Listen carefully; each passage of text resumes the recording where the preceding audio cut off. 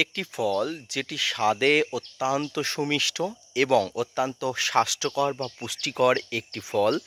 যে ফলটি আমরা ভারত, বাংলাদেশ, পাকিস্তান সমস্ত দেশেই কিন্তু কম বেশি পাই, কিন্তু স্থানভেদে এই ফলটি বিভিন্ন নামে পরিচিত হলেও খেতে, স্বাদে এবং গুণে কিন্তু একই ধরনের এই ফলটি। হ্যালো ফ্রেন্ডস, আমি কমল হোসেন এবং আপনারা দেখছেন গার্ডেনার টিপস উইথ কমল। ছাদ বাগানে আজকের যে ফল গাছটি সম্পর্কে আলোচনা হবে, বর্ষার সময় যে ফল গাছটিতে আপনি দ্রুত বাড়িয়ে নিতে পারবেন এবং এই কয়েক মাসের মধ্যে আমার ছাদ বাগানের ফল গাছটি এত সুন্দরভাবে বৃদ্ধি হয়েছে, যেটি কিভাবে হয়েছে, কি কি খাবার প্রয়োগ করেছি, আসুন আজকের ভিডিও থেকে জানাবো। আর আজকের ভিডিওটি বিস্তারিত দেখতে ভিডিওটি না স্কিপ করে কন্টিনিউ করুন।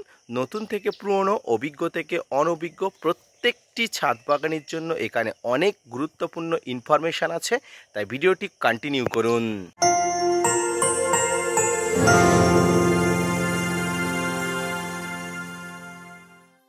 এতক্ষণ জোরে যে ফলটির নাম করছি সেই ফলটি হলো আতা বা শরীফা। এই আতা বা শরীফা ফল ভারত, বাংলাদেশ, পাকিস্তান প্রত্যেকটি দেশে কিন্তু পাওয়া যায়। প্রত্যেকটি দেশে হয়তো এর স্থানভেদে নাম আলাদা, কিন্তু আদতে ফলটি খেতে, এর স্বাদ সব কিন্তু একই ধরনের। ছাদ বাগানে এই সময় যাদের সংগ্রহে আতা বা শরীফা ফল গাছ আছে, তারা প্রত্যেকে জানেন গাছটি কতটা বৃদ্ধি হয়েছে এবং গাছ একটা ম্যাচুরিটি দশা পর্যন্ত আসার পরে গাছে প্রচুর পরিমাণ মুকুল, প্রচুর পরিমাণ ফলের আগমন ঘটে। তো এই সময় যেহেতু মের পরে জুন মাস এবং ভরা বর্ষার একটা সন্ধিকাল, এই ভরা বর্ষার একটা সন্ধিকালে ছাদ বাগানে এই আতা বা শরীফা ফল গাছের আপনি কি কি পরিচর্যা করতে পারবেন, কি কি ফুল বা ফল আপনি কেমনভাবে আপনি ফুল বা ফল নিতে পারবেন, পাশাপাশি গাছে প্রচুর পরিমাণ বৃদ্ধি, রোগ পোকার আক্রমণ থেকে আপনি কি করে প্রতিহত করবেন, আসুন এবার আলোচনা করি। বর্ষাকাল মানে ছাদ বাগানে গাছদের বেড়ে ওঠার একটা এক্সট্রা ফেসিলিটির মাস। আর এই ফেসিলিটির মাসকে যদি আরও দ্রুতগামী করতে চান, তাহলে আপনার কিছু ম্যানুয়ালি পরিচর্যা করতে হবে। কি সেই ম্যানুয়ালি পরিচর্যা? প্রথমেই বলি, এই সময়ে আপনার একটা ভারী মানের খাবার প্রয়োগ করে দিতে হবে। এই খাবার কি কি থাকবে? এই খাবারের মধ্যে থাকবে নিমখোল, শিংকুচি, হাড় গুঁড়ো, ভার্মিকম্পোস্ট, সর্ষের খোল, বাদাম খোল মিশ্রিত খাবার। যে খাবারের মধ্যে গাছের বেঁচে থাকার জন্য 16টি ম্যাক্রো এবং মাইক্রোনিউট্রিয়েন্ট উপযোগী খাবারগুলো সব থাকবে। আর এই খাবারের প্রসেসটা কিন্তু আমি অলরেডি প্রায় এক মাস আগে কমপ্লিট করে দিয়েছি এবং এখান থেকে যে উৎপন্ন শক্তি গাছ খেয়ে গাছের কিন্তু শক্তি দেখাতে শুরু করে দিয়েছে, অর্থাৎ ধীরে ধীরে গাছটি কিন্তু শাখায় প্রশাখায়, ডালে, ফুলে কিন্তু ভর্তি হয়ে যাচ্ছে। এই মুহূর্তে গাছটি প্রায় অনেকটাই লম্বা হয়ে গেছে, যেটি প্রত্যেকটা ছাদ বাগানি চায় একটি পুষ্টিকর বা স্বাস্থ্যকর গাছ। সেই গাছটি কিন্তু এখন মোটামুটি বড় হয়ে গেছে। তো এই গাছটি বড় হবার জন্য প্রথমেই যেটা বললাম সেটা হলো খাবার প্রয়োগ। দ্বিতীয় যে বিষয়টি আপনারা করবেন সেটি হচ্ছে, এই সময় গাছের গোড়াতে কোনো ধরনের আগাছা বা ঘাস জন্মাতে দেবেন না।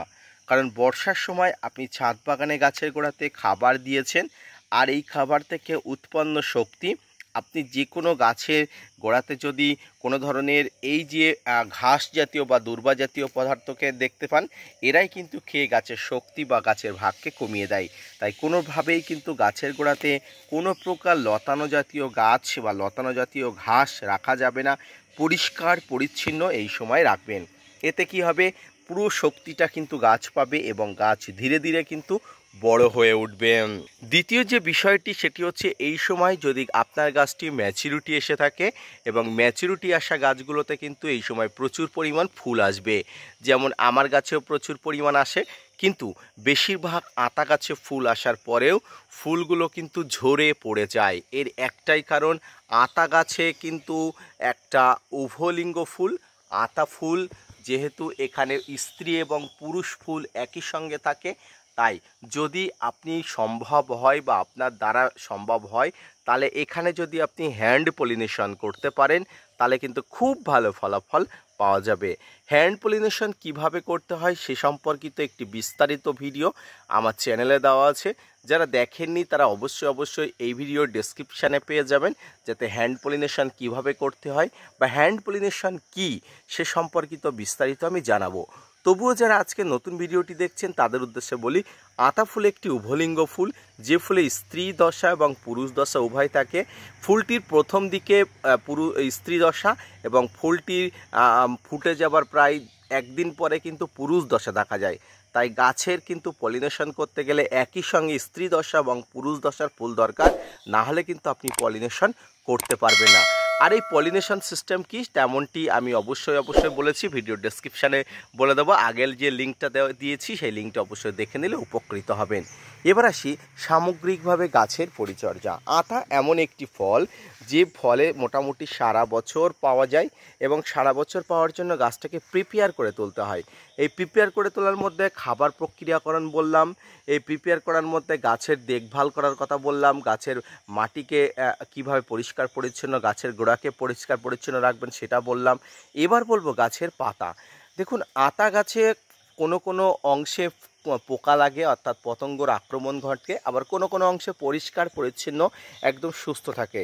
তবুও ওভারঅল যদি আপনি দেখেন গাছকে কিন্তু প্রোটেকশান ব্যবস্থা আপনাকে দিতে হবে। আর এই প্রোটেকশান ব্যবস্থা যেটা দিতে হবে সেটার মধ্যে অবশ্যই থাকবে কীটনাশক, ফাঙ্গিসাইডের প্রয়োগ বিধি। আর এই কীটনাশক ফাঙ্গিসাইড কী প্রয়োগ করবেন, এই সময় আপনার ছাদ বাগানে হাতের কাছে থাকা যে কোনো ধরনের কীটনাশক আপনি প্রয়োগ করতে পারেন। কী কীটনাশক? ডাইমার্টের 30% কম্পোজিশনের কীটনাশক, ইমিডাক্লোপিড গ্রুপের কীটনাশক, সাইপারমেথ্রিন গ্রুপের কীটনাশক এবং আপনার কাছে থাকা যে কোনো মানের যে কোনো গোত্রের কীটনাশক আপনি প্রয়োগ করতে পারেন। তবে কীটনাশক প্রয়োগ করার আগে এর বিধি, ডোজ এবং এক্সপায়ারি ডেট দেখে নিয়ে কিন্তু গাছে প্রয়োগ করবেন, তাতে কিন্তু খুব ভালো ফলাফল পাওয়া যাবে। এর কারণ হচ্ছে গাছে কোনো প্রকার সমস্যা যাতে না হয়, সাদামাছির আক্রমণ, পাতা খাওয়া রোগের আক্রমণ বা বিভিন্ন ধরনের লেদা পোকার আক্রমণ যাতে গাছে না হয়, তার জন্য অ্যাডভান্স প্রোটেকশান ব্যবস্থা আপনাকে নিতে হবে। এরপর আসি গাছে ফাঙ্গাস এবং বিভিন্ন ধরনের ব্যাকটেরিয়ার আক্রমণকে প্রতিহত করার জন্য আপনাকে কিন্তু আগে থেকে প্রতিরক্ষা ব্যবস্থা নিতে হবে। এই ফাঙ্গাস এবং কীটপতঙ্গর আক্রমণ বলতে আপনি দেখবেন কখনো গাছ শুকিয়ে যাচ্ছে, ডাল শুকিয়ে যাচ্ছে, গাছের পাতা হলুদ হয়ে ঝরে পড়ছে। এই ধরনের সমস্যাগুলো কিন্তু ফাঙ্গাস এবং ব্যাকটেরিয়ার আক্রমণ জনিত সমস্যা। এই ফাঙ্গাস এবং ব্যাকটেরিয়ার আক্রমণজনিত সমস্যাকে দূর করার জন্য আপনাকে যেটা করতে হবে, ফাঙ্গিসাইড স্প্রে করতে হবে। কারণ বর্ষার সময় ঘন ফাঙ্গাসের আক্রমণ ঘটে।